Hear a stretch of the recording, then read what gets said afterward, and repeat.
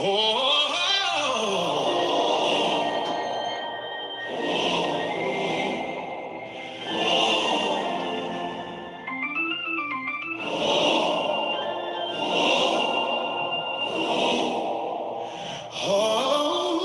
yeah.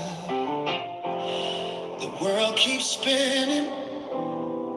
The pressure builds high. Searching for answers beneath a gray sky. We need a blueprint, a faith-driven guide to anchor the soul where the faithful abide. This is the rules of life, a turning point for the weary soul, stepping out of darkness, and becoming truly whole. When you release the past and you tune out the noise around you, that's where the Spirit of God has truly found you. It's a moment of change, finding the strength to stand and smile.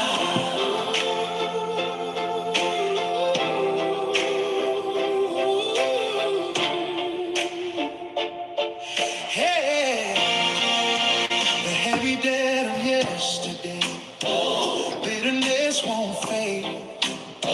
We carry chains of grudges in the choices we have made, and every whisper tries to pull us off the path, fearing the judgment of man, inviting God. What's happening, everybody? Welcome to Tyrone Bowman Sports Conversation. On this morning, I'm going to talk about the big story coming out of the NBA. LeBron James has decided to join the Philadelphia 76ers organization. So that's where he'll be playing at for the next 2 years, maybe even more. But I want to talk about it tonight. Let's get down to this article as reported by ESPN NBA Insiders. So let's talk about this conversation and why did LeBron choose Philadelphia over so many different places where he could have gone? Okay, so let's get down to it. Okay, according to ESPN, NBA Insider, answering the biggest questions about LeBron James and the 76ers.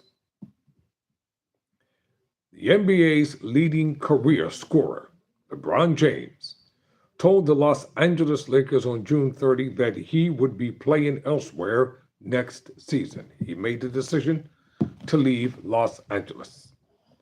In nearly a month since announcing his free agency, James has been linked to the Golden State Warriors, Miami Heat, Cleveland Cavaliers, and the Philadelphia 76ers.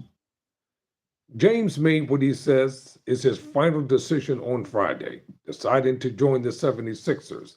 It is the Sixers' second big addition of the summer, after sending Paul George and a haul of picks to the Boston Celtics for Jaylen Brown. Let me tell you something about Jaylen Brown, ladies and gentlemen. Jaylen Brown is a huge addition for Philadelphia. I've been following his career for quite some time, and he was awesome as a Boston Celtics player. And having him in Philadelphia, LeBron James in Philadelphia, we have yet to see what is going to happen in the city, especially with this franchise. Well, you know, the ticket prices, they're going to be off the roof. How will James and Bron fit alongside Joel Embiid, Tyrese Maxey, and VJ Escombe? And what does this mean for the teams like the Warriors, who didn't land the biggest free agent of the offseason?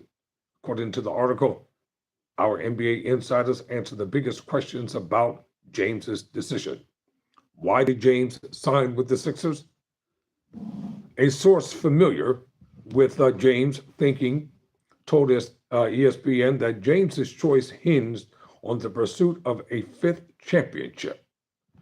After weighing his options, he landed on Philadelphia as the best situation for that. Who doesn't want to go out on top? He wants another championship. I wonder, I think I'm going to try something tonight. I'm tired of holding that. I'm going to put my makeshift teleprompter up here. See how it works, all right? Let me put it up. See if I can, that way I'll put my little teleprompter up here and I can just kind of act like I'm with the big boys for a change. And then I can just scroll and read. Is that all right with y'all? Instead of me just holding it, okay? All right, thanks. Okay, now check this out. A source familiar with James's thinking told ESPN that James's choice hinged on the pursuit of a fifth championship. After weighing his options, he landed on Philadelphia as the best situation. For what? For winning another championship. Bob Myers, the president of Harris Blitzer Sports and Entertainment, which owns the Sixers, made that appeal as a guest on Rich Paul's Game Over podcast. During the courtship process, if he were here, I'd say, I honestly believe this is your best chance to win, quote unquote. Myers said. Myers' interest was followed by Maxey, Brown, and Embiid campaigning together to sell the 41-year-old star on what? On Philly. Sources told ESPN's maintaining contact through the 3-week process with a steady stream of text and phone calls. Let me tell you something, ladies and gentlemen. A lot of folks don't understand sometimes the nature of business. And if you want to win a championship and you believe that Philadelphia is the best place for you to do it, then he should come on board. And the thing about LeBron coming to Philadelphia, he wants to be in Philadelphia. That's one of the great things about it. He is not reluctantly coming here. He wants to be in Philly. He wants the Philly flair, the Philly fans, the Philly flavor, the Philly excitement, the exuberance of the fans just coming out. To be able to see him. I'm definitely going. I won't make every game, but I'm going to make several of them because I've got to see LeBron play. The fact that James could live in New York City and commute to Camden for practices and Philadelphia for games, and ESPN Shams Charania reported is a possibility. Only added to the appeal, Paul said earlier this month that the New York Knicks not won the championship in June.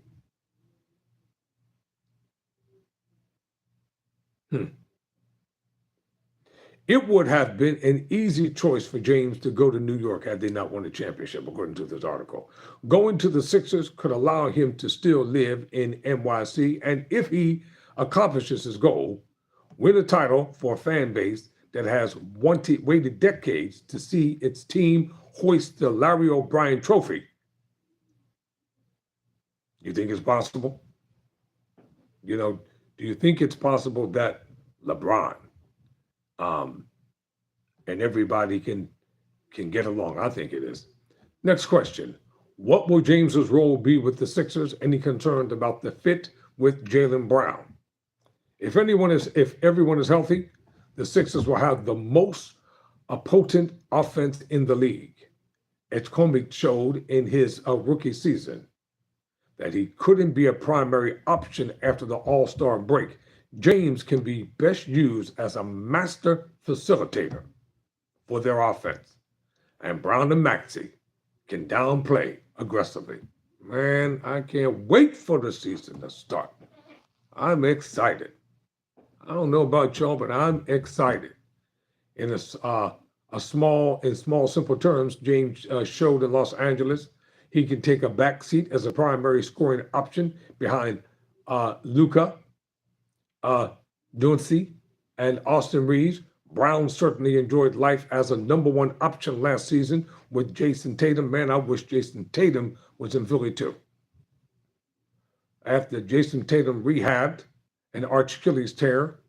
So there were questions about the total hierarchy in Philadelphia even before James's arrival.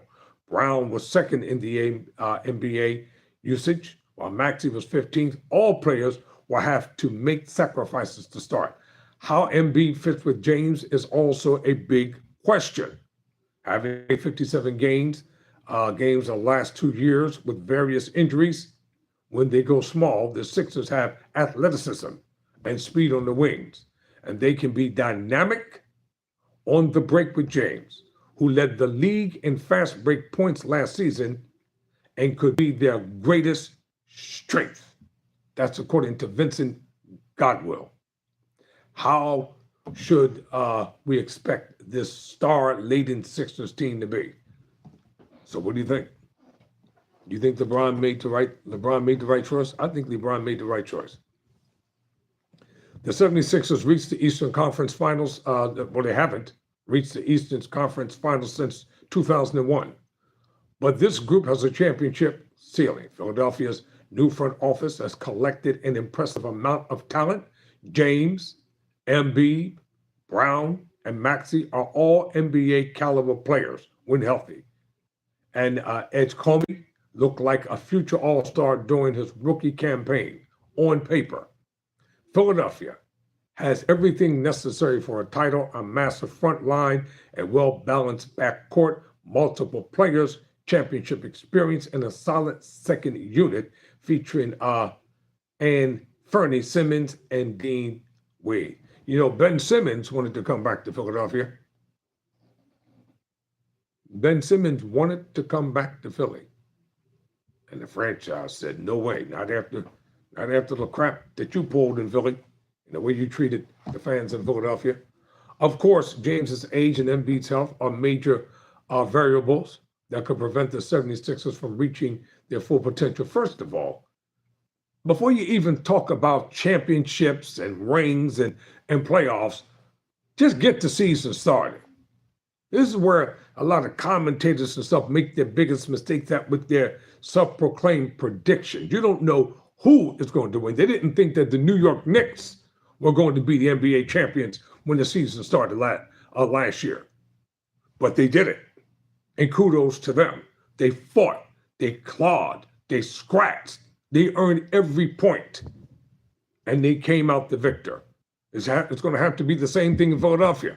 They're going to have to claw, they're going to have to fight, they're going to have to get it point by point, victory by victory, game by game. It's too early to start talking about they're the favorite to win the championship. That's that hocus pocus, quote unquote, sports curse. Get out of here with that mess. Let the man get in Philadelphia first. So to keep all of Philadelphia's proven scorers satisfied, Nick Nurse should cast James in a pass-first role. I'm reading from the ESPN article. While James never seemed fully satisfied as a third option for the Lakers, perhaps the 76ers can use him as a cerebral point forward, just like USA basketball did during the Paris Olympics. Aside from health, Philadelphia's biggest hang-up could be its defensive versatility, because James and Embiid don't cover ground like they did during their respective primes. They don't have to be in their prime to win. Just show up and do what you do. It'll work. Still, it's appropriate to set a high bar for expectations. The 76ers went all in by trading for Brown and pursuing James because they're dead set on winning their first championship since 1983, according to Bill Gulliver. Well, you know what? I think Philadelphia is going to be the underdogs this season. And I'd rather see them be the underdogs and fight and prove everybody wrong than have the pundits predict. They can't predict who is going to win the NBA championship. They don't know. How does this impact the books for Philadelphia? Well, for starters, because Philadelphia had only the veterans minimum expectation to offer, James signed a 2-year, $8 million contract. The $3.9 million salary is, 235% of the salary cap for one of the greatest players of all time. LeBron is not coming here for money. LeBron is coming here because he wants to win a championship. Man's already a billionaire. He's here for the he's coming for the love of the game, and he's here because he wants that goal. Remember when he left the Cavaliers? He went to Miami. For what? Because he wanted to win. And he came back to Cleveland. And what did he get them the championship? Wait a minute, let me backtrack. Let me backtrack in my mind. No, he went back to Cleveland, gave him the gold. They got the championship. You gotta have you gotta have an objective. You got to have a goal. You know. You have to be so focused that nothing and nobody can break your concentration when you want to succeed. That's how it has to be. You can't let folk try to talk you out of it. You can't let people try to get you all mixed up in your thoughts. You do what you do. So the $3.9 million salary is 2.35% of the salary cap for one of the greatest players of all time. Because this is a multi-year deal, Philadelphia does not get salary cap relief from the NBA, for example. $2.4 million would count on a one-year contract. Let me tell you something. These big boys got a ton of money to throw around. As a result, the 76ers will need to waive one of their non-guaranteed contracts, Jabari Walker or Dalen Terry, or make a minor trade to clear out salary to fit James's salary below the first apron. The 76ers are hard capped because they signed Dean Wade for more than $6.1 million of the non-tax mid-level exception. In the hypothetical scenario that Terry is waived or a player like Joni Brown is traded, Philadelphia opens up a roster spot, but cannot sign a player until the early part of the regular season, according to Bobby Marks. So, question is, what could the ripple effects be? The first place to look will be James's other suitors. The Cavaliers can focus on James Harden. The Warriors can strike a new deal with Draymond Green, and the Heat will need to look elsewhere to add a playmaker next to Giannis Antetokounmpo. I probably messed it up. I tried. From there, attention should turn to the restricted free agent market. Jalen, Duren, Payton, Watson, and Benedict Mathurin have all been stuck in limbo. Traina's news alerts to receive push notifications for the latest updates first. Opt in by forget that. I don't want that. So let's remember that James's decision wasn't the only thing holding up the NBA business. The Kawhi Leonard investigation continues to drag on without a resolution, making life more difficult for the LA Clippers, Toronto Raptors, and any teams interested in doing business with them. So why didn't LeBron choose the Warriors? And this is the last thing. The Warriors have a more limited roster and a tougher path to contention than other competitors. Jimmy Butler III, their second best player, is rehabbing an ACL tear, and the Oklahoma City Thunder and San Antonio Spurs stand tall as impediments in the West. If James is still prioritizing the chance for a fifth ring, it was far more reasonable for him to look east rather than join an older core that enters the season hobbled and won only 37 games last season. I think it's going to be a good season, y'all. Win, lose, or draw. It's going to be a good season. The Warriors could have pitched the spectacle of a legendary pairing with Stephen Curry, the proximity to his family in Los Angeles, and the fun he could have in a relaxed environment without longtime friends. But that wasn't enough. Plus, that didn't make an off-season trade to make it more appealing. LeBron decided elsewhere and the Warriors had been under the belief it was trending the way for weeks, according to Anthony Slater. So you got it. It's a no-brainer. He wanted to come to Philly, and Philly it is. Philadelphia's a sports town. There's nothing wrong with Philadelphia. Let me see. I think I might have one more thing if I can find it real quick.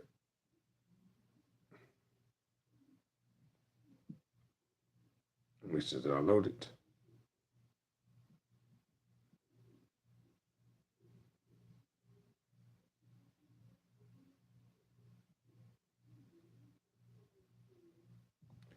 Nolan Wells has won his third U.S. title. Let's check that out real quick before we leave. That'd be something interesting to see real quick. I decided to incorporate sports on this channel because I think it's a good thing to do. Shucks. That's why I'm doing it. You know, can't have all serious stuff all the time.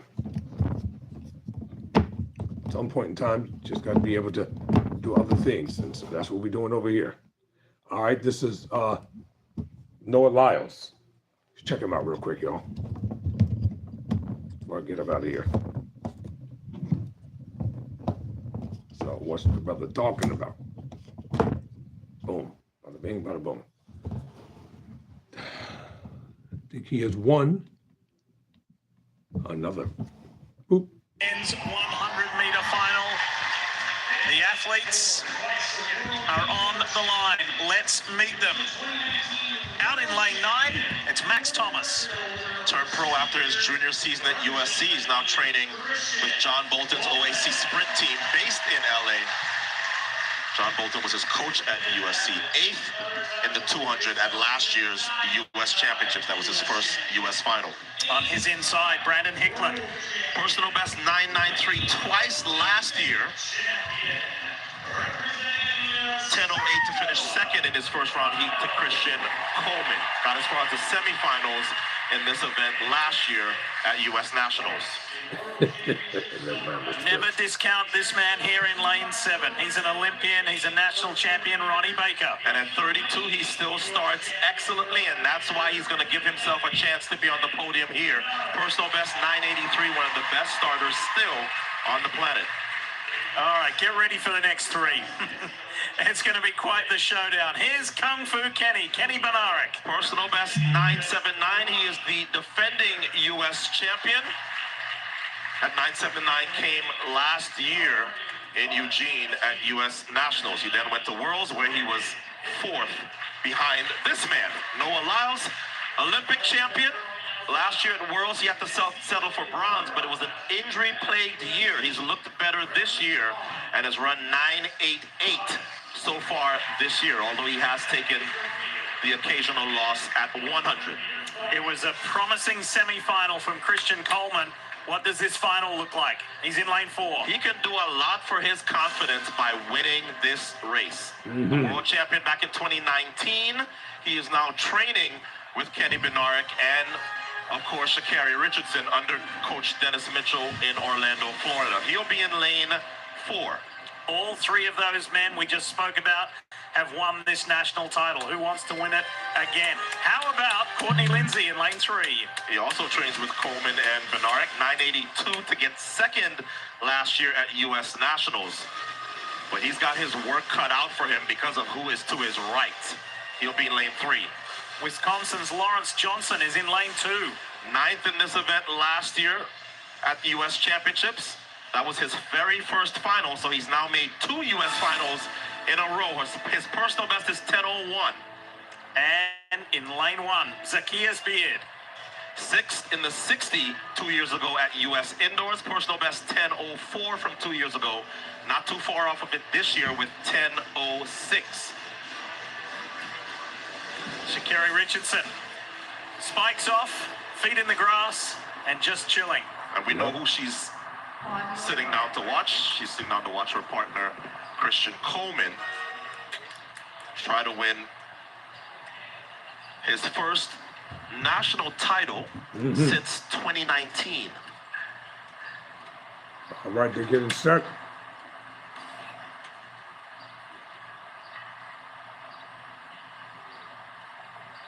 More races to come this year in Diamond League for Noah Lyles. But this here is a race at home for a national title. Can Kung Fu Kenny to his right defend? Does Noah get a third? Set.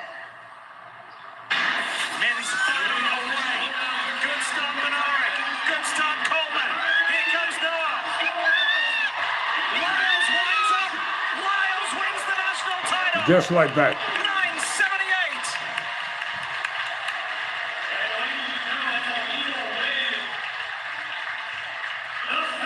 So not only is that the fastest time in the world, it equals his personal best. That's as fast as he ran to win the Olympics in Paris. Ronnie Baker, we told you about how well he starts. Well, he rode that start to a 9:88 second place finish, bringing Kenny Bednarek with him. Christian Coleman still has to show that he can run well in finals, because he was cruising through the rounds, but he did not look as good at this in this final, and that's why he's off the podium in fourth. Let's have another look at it. Coleman probably got the best start. Baker, I thought, would start better, but we know what Noah Lyles does at the end of these 100-meter races, and he did it again today. So Noah Lyles joined Sha'Carri as a 3-time 100-meter U.S. winner, and it wasn't that close for Noah. I thought this race would have been a lot closer, but Noah did Love so this. damage Love in the sports. last third of this 100. Not Coleman, not Bednarek, not Baker. None of them could handle Noah in the last 30 meters. And he gets an equal personal best for his efforts. That's the moment he saw the clock.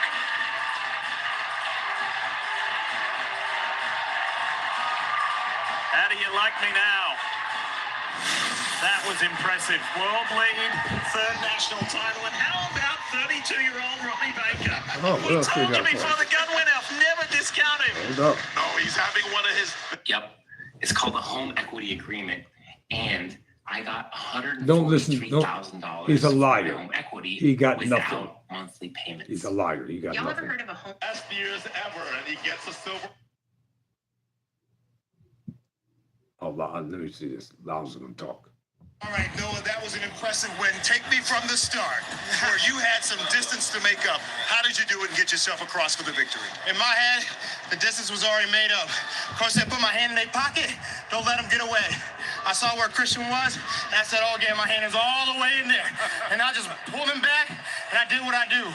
Yeah, you have done this on every stage, Worlds, Olympics, but it seems like winning does something to you. What is it about crossing the line and that feeling you get? Oh, there's no better rush than that. It's my natural high. That's my vice. Winning, running fast, that feeling of flying, that feeling of being better than everybody on the world. Wow. You can't get that around here. Yeah, only around me. And how do you carry this the next 2? You're late to the party. I did LeBron first. I talked about it. I think LeBron being in Philadelphia is a great acquisition for Philadelphia. Straight up. You know, welcome to the franchise. Welcome to the city. Welcome to the team. And if this is where he wants to be, that we want him there. We've got a World Outdoor Championships, and then we've got an Olympics in Los Angeles. I've got to believe you want to be at the top of the podium on both of those. Shoot, I was just playing around this year. Shoot, I was just playing around. I'm scared for y'all next year. I'm real scared. Because y'all ain't going to have this nice Noah who goes around and just thinks that it's all lollygagging good. Next year, I got plans. I got places to run fast. So you better pray, go to sleep, and don't get scared when I run upon you. Oh, my goodness. In the meantime, in between being able to compete, I just found this thing here. You got some trading cards. Yes, sir. Tell me about this. It's something between the athletes and you that we've created for the Yes, fans. sir. We got 46 athletes who all agreed to start doing official track and field training cards. We partnered up with here, Onyx Authentication, and they decided to do a 50-50 split with all the athletes. So Awesome. every pack you buy, 50% goes to the athletes. You gonna pass that out to somebody who's watching I tonight? think I will. All right. And by the way, I got this one. That's signed by you for me. That I think, is. from your agent. I I signed appreciate that today, but this is what I just signed a few minutes ago. A one-of-one Noah Lyles U.S. Championship win 100 meters one-on-one. You don't get better than that. Awesome. Who gets that one? I think a special fan's going to get it tonight. Okay. Noah, thank you so much. Congrats on the win, huh? Thank you. You got it. Fans are waiting on you, my man. Yes, sir. All right, Lee. This guy really has to work on his confidence. But here's the thing. You hear me say... I'll say this about LeBron. Philadelphia needs a leader, a team leader. This is what they've been lacking. Philadelphia's been lacking a good infrastructure, behind the scenes, but they've been lacking good, strong leadership on the field. Sometimes you need somebody that's been to, quote unquote, the big dance, know how to get it done. They know what it takes. So when one thing LeBron did, when all the championships that he won, he paced himself in the beginning of the season because he wanted to make sure that when he came down to the final stretch, that he had what it would take to cross that finish line. Thanks for the compliment for the tie. He had what it would take to cross the finish line. And you want somebody who knows how to be a team leader. This is a big boys game. This is where the big boys play. This is real money. This is not child's play in the NBA. And these owners, they're paying these guys a lot of money and they expect a lot in return. They expect a lot in return. All right, ladies and gentlemen, we've been here for almost 35 minutes. Time for me to get up out of here. Thank you all for watching. And hopefully,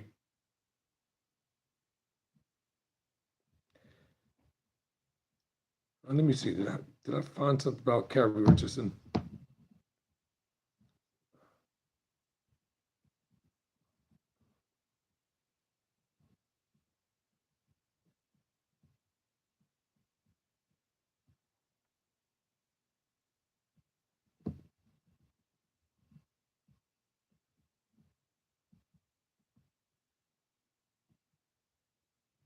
All right, let me see. I think I got her here. If I do, yep. Let me pull her up. I pulled up Noah, so I got to pull up the sister now because she won big. So I want to give her props right now.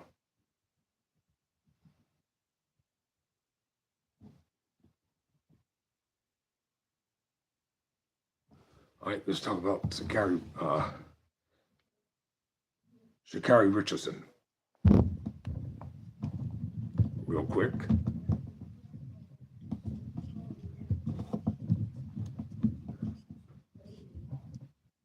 All right, let's get her up here. Sha'Carri Richardson. She did her thing as well. Bam. There it is. It is the Nike Women's 100-meter final, racing for a national title. Now, the last 4 years, this title has been owned by the training partners and the two who clashed at the Prefontaine Classic. There's Sha'Carri Richardson and her training partner and now rival Melissa Jefferson Wooden. So Melissa won in 2022, Sha'Carri 23 and 24, and Melissa in 2025. I am a lot more interested to see how fast Sha'Carri is going to run because I'm not sure that anybody in this field is going to be able to seriously challenge her. Her personal best dates back to 2023. She's been knocking on the door with 10.77 this year, but her personal best 10.65 is the time that she ran to win the World Championships from the outside lane in Budapest. That just happens to be the meet record as well. Sha'Carri Richardson. And who holds that? Her training partner and rival, Melissa Jefferson Wooden. So there's a whole lot of numerology going on here and a national title on the line. But what can the likes of Kayla White and Anavia Battle do? Tamari Davis? Of course, the spotlight's on Sha'Carri. And she looks devastatingly fast and confident at the moment. Time to meet the field. In lane 9, Alicia Mouzon. Personal best 11.12. She competed collegiately at East Carolina University. Got as far as the heats of the Olympic trials 2 years ago. Alongside her, the 22-year-old Kayla Jackson. 10.93 this year at NCAA Regionals. Coming off of her senior season at Georgia, which means she trained with Adeja Hodge, the world leader in this event at age 20 from the British Virgin Islands. In lane 7, from Gainesville, Florida, Tamari Davis. She's made U.S. teams before. She made the 2023 team that went to the World Championships, just off of the team, though, in 2024 in the 100 at the Olympic trials. Personal best 1083. On her inside, from Michigan, this is a Navia battle. Better at 200. She made the Olympic team that went to Tokyo, got as far as the Olympic semifinals. Personal best 1098, but 1099 in her semifinal. Maybe she gives Sha'Carri a scare if she gets another personal best here. Spotlight shining brightly on Sha'Carri Richardson in lane 5. Wind dated 1078 to win her semifinal. That was the fastest time in the semifinal. She also had the fastest time in the first round, looking like her old self. The world champion in 2023, the Olympic silver medalist, Sha'Carri Richardson will start in lane 5. In 4 on her inside, Kayla White. Training partner of Sha'Carri Richardson, 1084 for second last year at the U.S. Championships. She's also run 1089 for a personal best last year. How about Utah's Jaslyn Gardner in lane 3? Personal best 1101 up in the altitude of Provo, Utah. She competed collegiately at BYU.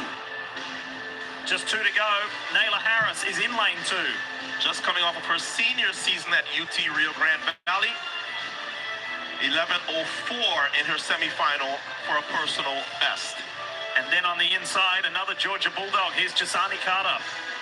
She's also part of that amazing University of Georgia squad led by Carol Smith-Gilbert. Personal best 1088 this year at the NCAA East Regional. But she's going to have to run very close to that to be a factor here. So I think the wind is going to determine how close Sha'Carri gets to a personal best here. If she gets one of those 2.0-ish wins, we could be looking at something really, really fast here. Remember, the world lead is we've all aged 1063 within the last 3 years. by the NCAA all of us. second placer, Everybody. Adeja Hodge. She ran that in the semifinal. New York, let's enjoy this. The Nike Women's 100-meter national title. Racing to be #1 in the country. It's been a very determined Sha'Carri Richardson. She's got to get past Kayla White. She's got that done already. There goes Sha'Carri. Third national title. 1077. Sha'Carri's a winner again. That's how she did it.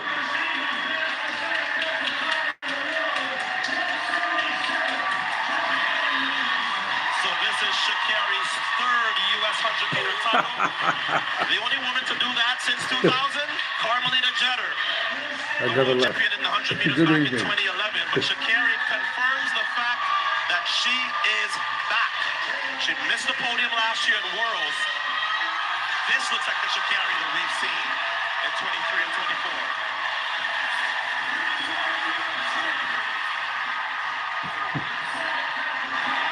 I like to laugh. I do a lot of it when I'm not on camera. So that equals the fastest time run by an American this year. That just happens to be her training partner, the reigning world 100 and 200 champ, Melissa Jefferson Wooden.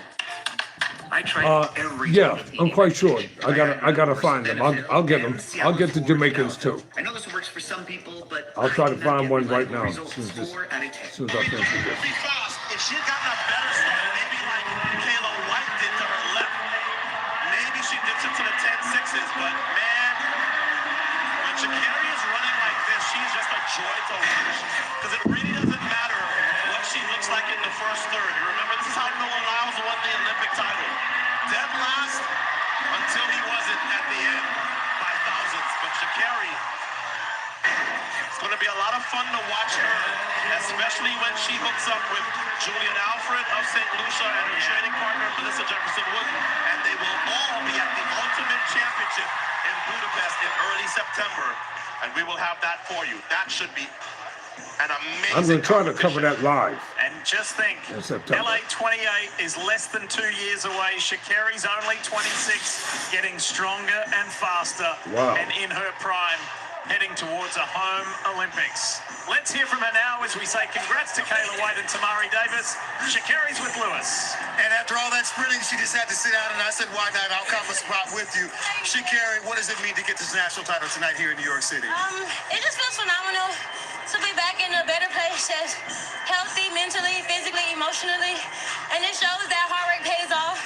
Everything me and Coach have been working on is starting to show consistently. Yeah, consistently. Now, you talk about being back, but we see you back in a different way now with that start and with the confidence and with this energy you're showing right here. How did you get this back? Just really just remembering who I am and just like knowing that consistency and just being determined to just be better, to be more like every single day. I think that's something that has challenged me to also demonstrate just more. All righty. We're looking forward to what happens the next 2 years. LA 28's not far away. But for the moment, it's not that far away. But for the moment, congratulations. Thank you so much, y'all. I enjoy New York, and y'all come back for Atlas. All right, Lee.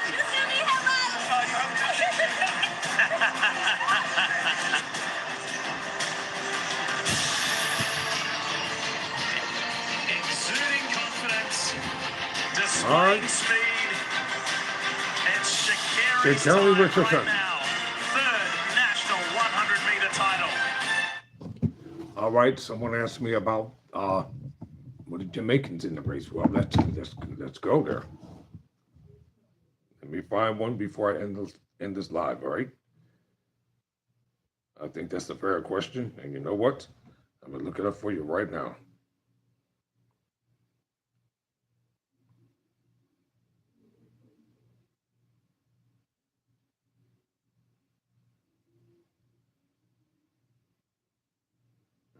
Okay. What else we got here? Oh, that's Sha'Carri.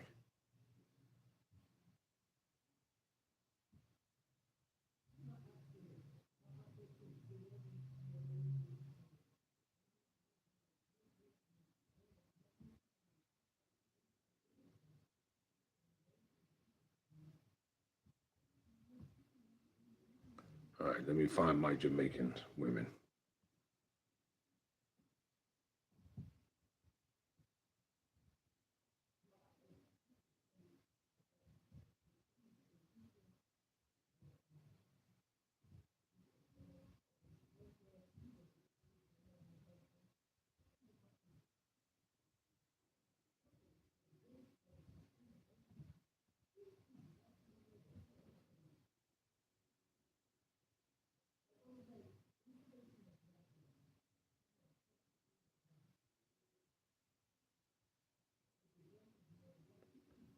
All right, here's a compilation here.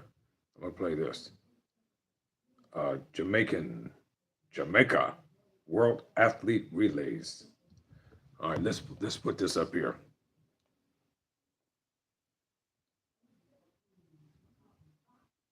I want to be fair to everybody.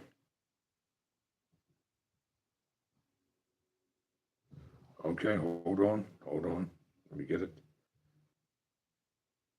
Let's get it in queue. This is a compilation, all right? It's a montage. Video montage here.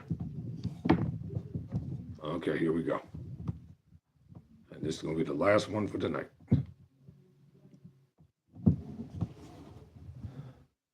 What about this Jamaica team?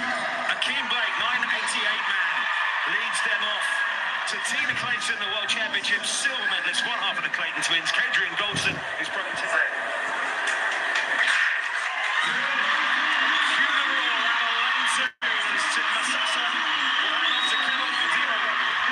Jamaica with Akeem Blake handing on to Tina Clayton. Of course, that there is Great Britain's changeover. Everybody is safe after that first change. Look at Tina Clayton go for Jamaica. In the yellow, up on the outside of Great Britain. New Zealand moving nicely, but got that change all wrong. New Zealand just about got the baton through. Botswana struggling at the back at the moment. But it's Jamaica from Great Britain, challenged by Australia. And here goes Tia Clayton on the outcome of Jamaica. For Australia, it's Chloe Mannix Power. Looking to hold off Kasiwa Mensah of Great Britain. But it's Jamaica by meters with the comfortable squad. And Mensah comes through for Great Britain. And look at the time. The world record is gone for the second time in the space of half an hour. 40.00 unofficially. Jamaica came with the power and lay their marker in the record books with the first ever sub 40-second mixed 4x100 meters. Reminder, as we see confirmation of that record dipping underneath the 40-second barrier for the first time. We were pretty confident that was going to go, that 40-second barrier, this time around as the second year of the event. With the official world record. Sha'Carri Richardson leads off Jamaica. Joined by the Williams, Jadine and Lavanya. The final heats of the women's 4x100 meters here at the World Athletics Relay. Look at Sha'Carri Richardson go through this first leg, already up on Germany, outside her. Bad change on the outside from Portugal. But Jamaica with Jadine Williams about to hand on to Lavanya Williams for the third leg. Not the best change from Jamaica at all. Lavanya Williams was stuttering and came to nearly a stop. France going well on the inside in the white and red kit, and Germany and Portugal challenging on the outside. Much better from Jamaica that side. France have gone, didn't get the baton round. Jamaica and Germany, Nigeria on the inside have also gone wrong. So chaotic heat that one. And we're going to get 5 finishes, but strung out completely. Jamaica, the comfortable winners in the end. As you'd have expected, they are through to the World Championships in 40.1.96. Followed home by the changeovers under pressure, started to fall to pieces. But the first rule of relays is get the baton round. Before anything else, Portugal got the baton round. Other teams that would have been expected to finish ahead of them didn't get it round. Portugal are through to the World Championships. See the replays here. Portugal's first change actually wasn't incredible, but keep an eye on some of the other changes, particularly Hungary drawn the baton at that point. We're just seeing that. Look at France here in the white and red in lane 4. Lead out runner way early. Look at this. No chance of catching up before those yellow takeover lines. Nigeria on the inside. The runner is also without a baton. So just some real issues with the check marks and the incoming speed there. But Jamaica were impressive, and Portugal, with a national record, will go through to the World Championships on time. On their opening leg, Jamaica with Ryan Watson, Dane McPherson, Adrian Kerr, and Rashid Foster.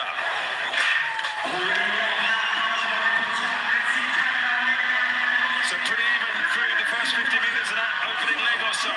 Canada haven't made to make any inroads on Germany outside there. Slip change from Canada. Australia good on the outside. Jamaica moving well. And now it's the opportunity for Brendan Rodney to get the baton in his hand for Canada, who nearly ran into the back of Germany there. So it's Canada leading. Jamaica have got a bit to do here as Germany come through on their inside. Belgium have gone. It's Canada. Jamaica are down at the moment. De Grasse has it, being taken on for Germany by Lucas Alexander. Australia flying, and Jamaica have got too much to do. The Olympic champions, Canada, are followed home by Germany. Australia in third, and Jamaica, with the quartet they had out, falling well below expectations there. Here at Jamaica, who will look to be buoyed by that performance from their mixed 4x1 team. DeAndre Watkin, Shayna Anderson, Antonio Watson, and Rochelle Clayton, the same 4 as yesterday, back in action. Away to go in pursuit over the next 3 and a bit minutes or so of those diamond medals and those places in the World Athletics Ultimate Championship. World Championship in Beijing is already secure for these two, and Poland have elected not to take part, so their first leg runner never left the blocks there. So Poland are out of the race. Jamaica running well on this first leg though. DeAndre Watkin on the inside of the yellow and green, but Kenya powering down the home straight as well with George Matinda, USA, with Bryce Deadman coming between those two. Great Britain and Northern Ireland with Haydock Wilson starting to fade. Spain also running well on this opening leg. Let's see on the handovers, it's Jamaica from USA and Kenya. Australia on the inside finished strongly as well. US and Kenya are medalists from last year. They're taking control of this race, but Jamaica is trying to be heard. We also have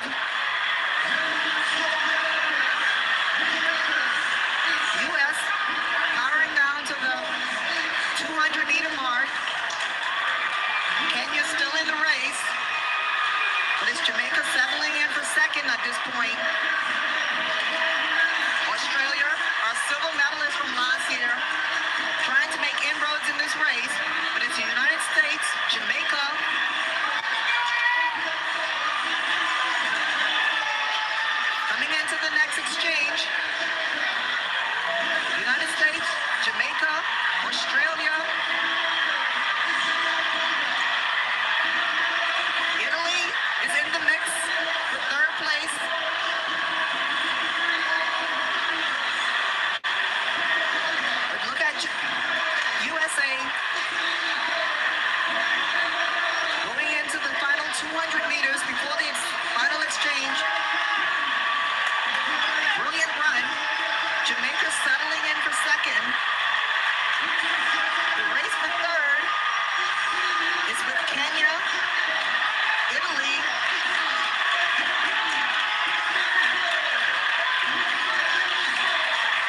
the ankle leg we go in the mixed 4x400 meter final. The top 6 will make the ultimate championship. Remember, Poland pulled up, so only one team will miss out on the ultimate. But out front, it's the USA and Jamaica, a straight fight here on this ankle leg between Bailey Lear and the USA. But look at Kenya charging down the back straight with Mercy Okach, who's up into 3rd position, but surely can't catch the front 2 here, Bailey Lear and Rochelle Clayton. The bronze medal is open, but gold and silver is also on a knife edge at the moment. Great Britain are rallying from the back with Italy trying to catch Kenya for the bronze, but it's Bailey Lear and the USA who comes into the home straight, opening up a gap on Clayton of Jamaica here. Great Britain are closing on Kenya for 3rd. Top 6 make the ultimate, but the top ones are USA. Your champions ahead of Jamaica, and Great Britain do get 3rd for the bronze medal. That was a real traditional 4x4 relay fight, wasn't it, between the United States and Jamaica, who set a national record in 2nd. These are the top 2 nations from all of our heats yesterday. Jamaica, with that world record yesterday, run the same quartets in the same order: Akeem Blake to Tina Clayton, Kadrian Goldson, and the second of the Clayton twins, Tia, on the anchor. Can that world record in its infancy be lowered even further from 39.99? Oh, look, I'm getting a call from one of those unknown numbers. Have you tried reversephone.com? Reversephone.com? The mixed 4x100 meters final is underway. Jamaica, the world record holders, with Akeem Blake about to hand on to Tina Clayton. USA send Jada Moat on their way inside them. Canada, the defending champions, with Mary Eloise Leclerc. But Jamaica are flying down the back straight as Kadrian Goldson gets the baton for them way out front at the moment. Jamaica absolutely steaming their way around the bend. On from the outside, Germany are going well. USA on the inside, the final change is good. And for Jamaica, here goes Tia Clayton. She's meters clear. Keep an eye on the clock here. The first World Athletics Relays title of 2026 goes to Jamaica in a big new world record. They improved their own mark. Canada home in 2nd, last year's champions. But Jamaica got it all absolutely right when it mattered.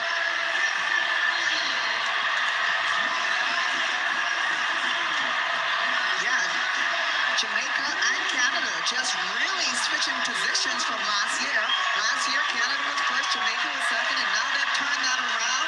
Jamaica comes in for their Edition of the World Relays. And that quartet is becoming a daily occurrence. They get to stand next to that scoreboard with the words world record. 3/10 and more they took off the mark for the essay. That record will continue to come down. It was Akeem Blake who got them off to a flyer.